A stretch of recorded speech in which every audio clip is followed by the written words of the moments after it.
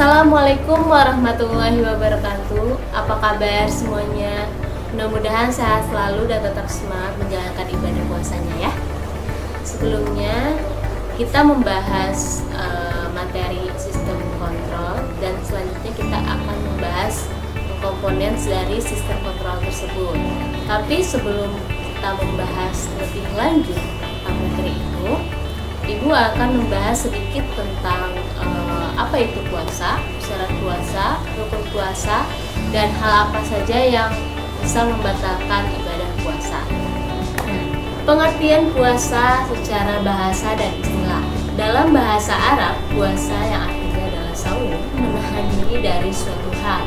Adapun pengertian puasa secara istilah adalah menahan diri dari segala hal yang membatalkan puasa dari terbit fajar sampai terbenamnya matahari. Syarat yang harus dipenuhi untuk menjalankan ibadah puasa yang pertama yaitu beragama Islam, yang kedua balik, laki-laki ditandai dengan mimpi basah, untuk perempuan ditandai dengan mengalami haid, yang ketiga berakal sehat, terus yang keempat itu suci dari haid dan nifas. Artinya seorang perempuan yang mengalami haid atau nifas tidak berkenan untuk puasa, namun harus diganti dengan hari lain. Yang kelima, tidak sedang dalam keadaan perjalanan jauh. Rukun puasa. Rukun adalah segala sesuatu yang harus ada atau harus dipenuhi pada waktu melakukan ibadah puasa. Adapun yang termaksud rukun puasa sebagai berikut. Yang pertama, kita harus niat, yang dimana niat untuk menjalankan ibadah puasa semata-mata hanya untuk mencari ridho Allah Subhanahu wa taala. Yang kedua yaitu menahan diri dari segala hal yang membatalkan puasa, mulai dari terbit fajar sampai terbenamnya matahari. Yang terakhir, hal-hal yang membatalkan puasa, yang pertama itu makan dan minum dengan sengaja, yang kedua berhubungan suami istri di siang hari atau keluar mani dengan sengaja, yang ketiga muntah dengan disengaja, dan yang keempat hilangnya akal. Contohnya yaitu seperti mabuk, pingsan atau gila. Yang kelima yaitu haid atau nifas, dan yang terakhir adalah murtad. Nah, itu sedikit pembahasan tentang puasa. Gimana puasa hari ini? Mudah-mudahan tidak ada yang batal ya, dan puasanya bisa tamat dalam 1 bulan penuh. Nah, oke, baik, kita akan melanjutkan ke materi selanjutnya, yaitu pembahasan tentang komponen sistem kontrol. Ada beberapa komponen sistem kontrol yang menjadi komponen dasar dari sebuah sistem kontrol.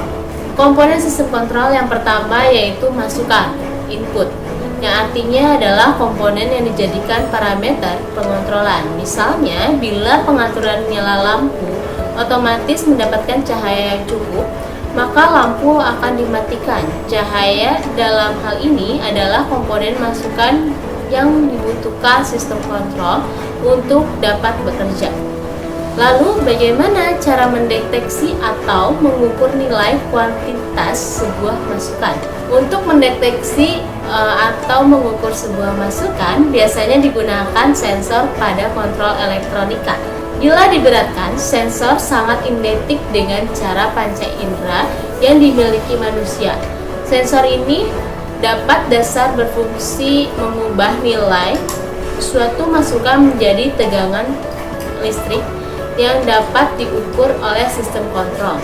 Mayoritas sensor elektronika yang dikeluarkannya berupa tegangan listrik dapat menghasilkan sinyal analog atau sinyal digital. Nah, apa sih sinyal analog dan sinyal digital? Berikut pembahasannya. Sinyal analog adalah sinyal data yang dibentuk gelombangnya kontinu dan membawa informasi dengan mengubah karakteristik gelombangnya. Beberapa sensor menggunakan sinyal analog untuk mengirimkan nilai masukan ke pengontrol. Pada umumnya, sensor analog menggunakan arus listrik dengan nilai 4-20 mA atau tegangan dari nilai 0-5 volt. Sinyal analog digunakan untuk mendeteksi proses yang berlangsung secara kontinu. Yang kedua yaitu sinyal digital. Sinyal digital yaitu adalah sinyal yang memiliki gelombang kontinu dan membawa informasi dengan mengubah karakteristik gelombangnya. Perbedaan antara dua sinyal tersebut, yang pertama yaitu gelombangnya dan yang kedua adalah jenis sensor yang menggunakannya. Sinyal digital digunakan untuk mendeteksi nilai masukan dengan pola on atau off. Sinyal digital memiliki keunggulan dapat meningkatkan kecepatan, keamanan, dan kemudahan dalam integrasi sistem kontrol. Yang kedua adalah komponen pengontrolan, yaitu inti dari suatu sistem kontrol. Semua masukan yang dikirimkan sensor-sensor diolah oleh pengontrol, kemudian hasilnya diteruskan ke aktuator. Pengontrolan pada sistem kontrol elektronika biasanya menggunakan komponen semikonduktor. Contohnya, transistor, tiristor, dioda, dan sebagainya. Semakin banyak tugas pengontrolan, jumlah komponen yang digunakan biasanya juga akan bertambah.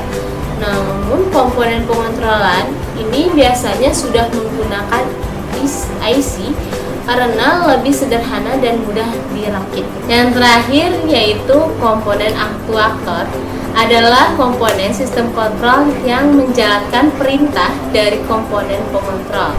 Aktuator berperan sebagai eksekutor untuk mengubah parameter kontrol agar didapatkan keluarannya sesuai dengan nilai yang telah ditetapkan. Misalnya, pada rangkaian pengontrol nyala lampu otomatis, aktuator dalam rangkaian ini adalah LED. LED menerima perintah dari transistor berupa aliran arus listrik dari sumber tegangan. Bila LED dialiri arus listrik, LED akan memancarkan cahaya dan sebaliknya. Contoh aktuator lainnya yaitu motor listrik, generator listrik, komponen-komponen elektronika, dan komponen listrik lainnya. Cukup itu saja materi yang dapat Ibu sampaikan.